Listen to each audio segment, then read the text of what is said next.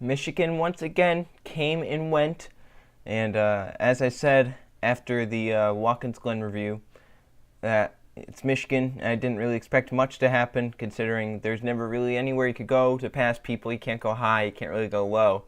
So in my mind, I wasn't really expecting much, and I got exactly what I expected, if not just a little bit better than what I expected. So Michigan, that 210 miles an hour off into the corner, and fast speeds all around, and of course Kevin Harvick would be the one to come out in victory lane because he has been probably the best car, maybe not the most consistent, but the best car all season. He's had the fastest cars. He had the fastest car earlier in the season at the first Michigan race, but ended up losing because Clint Bowyer took two tires with the rain coming. He held him off until those rains came. Today, though, no rain in the forecast, and Harvick got out front. And while some cars did, get in front of him at points, he once again was able to just get by them. At least he was able to pass them. The hardest he was to pass him was Mark Truex Jr. when Truex is out front. Luckily, Truex had to let him by, though. And Harvick wins both stages, dominates stage 3 and wins. Not much really happened. There were a lot of early cautions. I believe that the track, it had rained overnight there. That's why they had the competition caution on lap 25. So my belief is that there wasn't that much grip, so cars were more out of control than normal. Of course, they're going like fast through the corners, like over 170. So of course, just one small mistake, and you're going to be going sliding through the grass or whatever. So and I believe that that problem kind of remedied itself later on, since there more grip was getting put down, more more rubber is being put down, more races or more places to run, and I think it got better the longer it went. So Harvick's back on top with playoff points. He tied Kyle Busch after stage 2 in playoff points. I believe they both have like 35. Now Harvick gets up to 40 because of his win. Granted, inspection goes fine. Since Michigan is a place where a lot of teams try to try out new things, like RCR brought new cars. I'm sure Hendrick tried some different things. I'm sure SHR brought some of their best stuff. JGR brought all new cars. So I'm sure we'll see like what happens. This is the one race where not the one race. This is a race where they always take cars back to the wind tunnel and like engine to see like how all that's doing. So they took 2 from each manufacturer. I believe they took the top 2 from each manufacturer. So it was like the 4 and the 2 are going. The top 2 Fords. I believe it's the 9 and the 3 are going. And then I think the 18, the 11 are going. Once again, the top 2 from each manufacturer. They'll see if they find anything there. As long as everything goes fine, Harvick will have 40 playoff points. If he fails, then he'll have 33. He'll be back down to 33 playoff points. So in other news, Repaves ruin racing. I talked about that a lot with Kentucky, how it's kind of broken now because it's a repave. You can only run in that one lane. At least back in 2014, though it still wasn't great back then, you could at least run around, wherever you wanted to, high or low, middle. But now you're stuck to that one lane. Same with Michigan. Michigan was repaved in 2012, and it's still bad. This track has been broken since 2012, and it hasn't changed that much, honestly. It looks more worn than it did in 2012, but there's no one can run high or low. What they need to do is run a tire dragon or put the sticky stuff down higher up so that they could start expanding the groove out higher. This was a racetrack back in late 2000s, early 2010s, where you could run up against the wall and make time. You could run down the bottom and make time. It's not like you were, now you have a lane and a half to race at. Luckily, though, what I heard many drivers say was that the trucks, they like to run the bottom groove. So when there's a truck race here instead of an Xfinity race, obviously there's only a truck race during the August races, but when there's a truck race, the groove kind of winds out a little bit more and the bottom lane works just a little bit better than it would if there was no truck race, because during the Xfinity race they obviously don't run the bottom either. The trucks need the bottom lane because they're not making as much horsepower. They're trying to get as much speed as they can, shortest way around. Obviously going to create that speed if you barely have to lift, if you have to lift at all. So that's kind of interesting. I do think back, and yeah, normally the August race is the better race of the two. This season I thought it was the better race of the two. I didn't really think that the June race was that great. We look back to last year, I feel like that the August race was better. 2016, it seemed like the August race was better. 2015, both the races sucked. 2014, the August race was better. So, I mean, you kind of just go back and, yeah, it seems like the August race has been better the past few years here at Michigan. Maybe that's why, because they do have trucks there to run down low and get some grip down there for the drivers to run, because on restarts, as we all know, at Michigan, the high lane is preferred. But at some parts, I saw some parts here today where the bottom lane did work, but obviously the outside lane was just going to be the best place to be all night, or not all night, all day long. But Repaves do ruin racing. Even though it was repaved in 2012, the groove is barely widened out, if at all. It's not really the same Michigan as it was before the repave. That's kind of sad, because it's been 6 years, over 6 years since they repaved it, and so far there's been no improvements whatsoever. So hopefully it can get more worn out. We can see cars start running up against the wall, but at this point it's kind of bad. Yeah, that's big news story. Repaves ruin racing. Who would have thought? You know, it kind of broke Texas. Well, they reconfigured Texas too. They reconfigured Kentucky, but it broke both those tracks. This track's pretty bad. I would love to see Pocono if it's, you know, when it's bumpy again, but they repaved that with Michigan in 2012. So, I mean, just stop repaving tracks, please. I mean, it doesn't work. I mean, obviously you're getting new pavement. You're going to be able to, you know, race there a lot longer, but please, as long as that old pavement's fine, you can just keep using it until it's absolutely not usable ever again. I mean, please, just do that. But another thing is, Watkins Glen was last week. One of the best races in the past few years. You know, I think the best Watkins Glen race since 2014. That's saying a lot, because all the Watkins Glen races are usually great. Now this leads me to the some are good, some are bad. This race wasn't great. I'll tell you that right now. I'll be the first to say this race was not great. Michigan's one of the tracks where I'm kind of like, you know, why?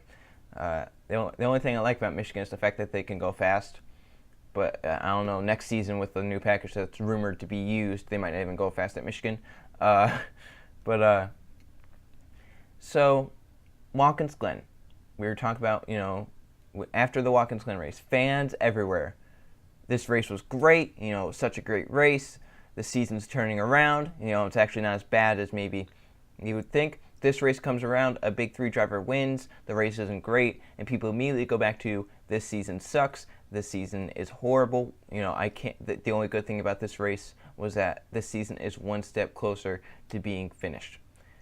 And that is because a big three driver won. Imagine if, say, Austin Dillon or Brad Keselowski won. Would the response be as negative as it was? And much like at Watkins Glen, if Truex, Harvick, or Kyle Busch won instead of Chase Elliott, would the response have been just as good as if Chase Elliott won? No, it wouldn't have. It wouldn't have been as great.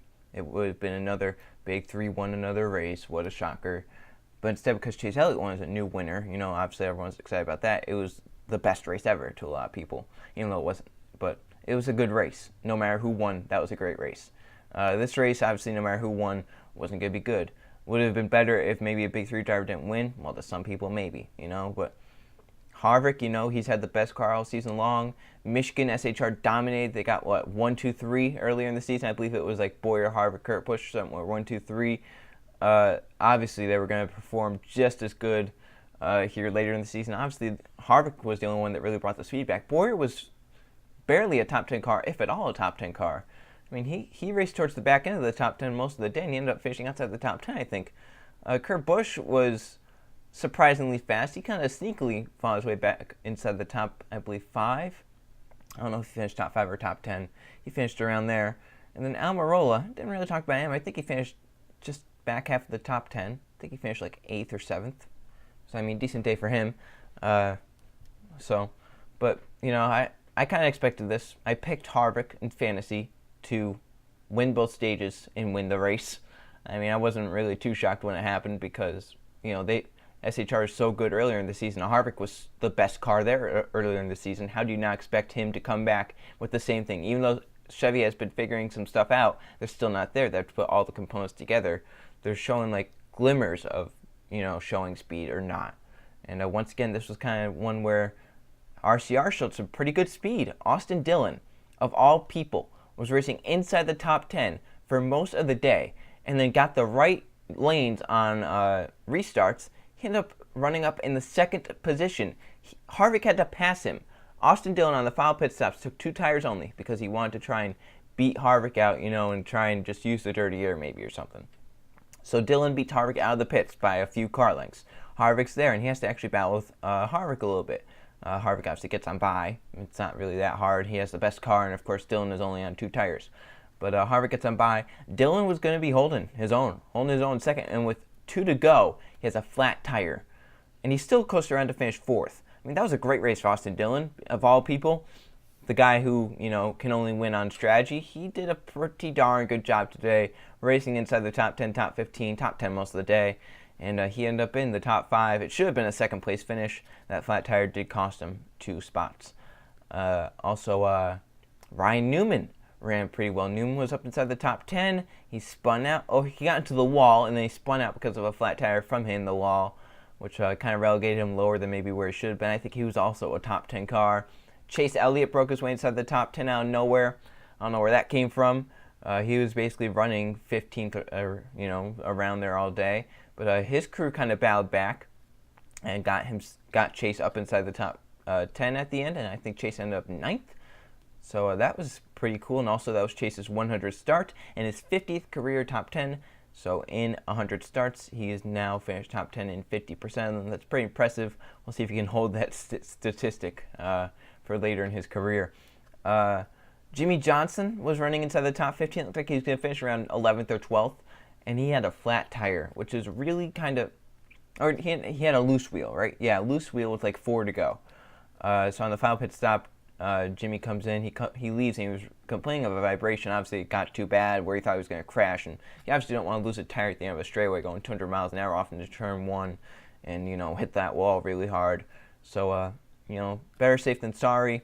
Come down pit road, fall a lap or 2 down. He ended up 28th. Obviously, that's not where he should have ended up. It looked like he had a top 15 car, maybe a top 10 car. He did get out front, and he led for a good bit.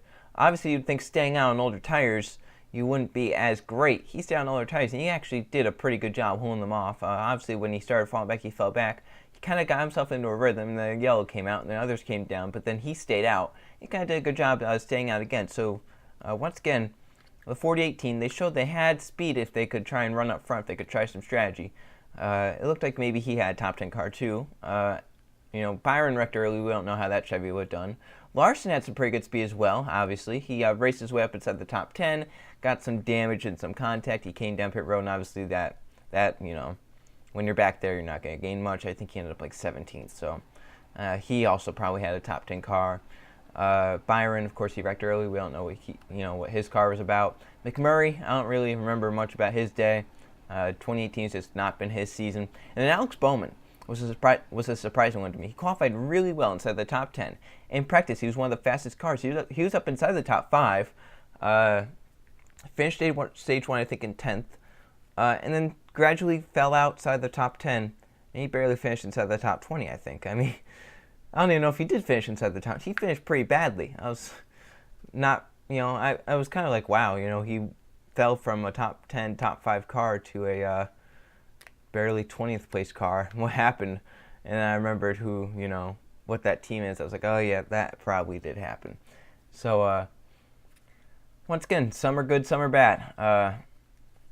This one wasn't good, but once again, not all are great. In the NFL, we don't, some games are blowouts, some games are really close. We got a lot of good races in a row that I think we were really spoiled with, especially after how, we got Chicagoland, we got Daytona, we got New Hampshire. Second Pocono race was decent, better than the earlier Pocono race. We got Watkins Glen. So, I mean, there are a lot of, that's a lot of good races. We had Kentucky as a bad race. Obviously, Michigan was bound to be a bad race. Next race is Bristol. I'm really excited for Bristol. Obviously, Kyle Busch is going to be the favorite there. He's won the last, 2 Bristol races. He's always pretty good at Bristol. And, if he might win again, but it's Bristol short track racing. Earlier in the season, it was chaos, craziness. We saw a bump and run for the win. We saw the leader get spun out, which was Larson. Then we saw the leader get wrecked, which was Blaney. We saw basically everything. Bubba Wallace led a few laps there. It should be an exciting race.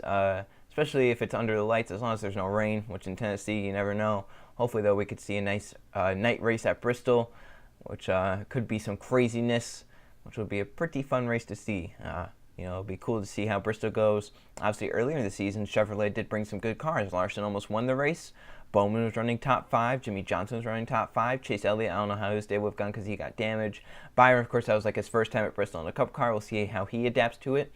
But can't wait to see how Bristol goes, especially after this Michigan race. That's the best track to go to after Michigan is Bristol, because you kind of, if Michigan wasn't great, you can kind of just be like, oh, Bristol. But so hopefully that's good. Once again, Michigan, I wasn't really expecting much. I would give it maybe, it was better than Kentucky. I'll give it that. 5 out of 10. Wasn't great, I'll be honest. I gave Kentucky like a 4 out of 10. 4 or 3 out of 10. So Michigan's like a 5 out of 10 to me. It wasn't great, so middle of the road. Could have been a lot better.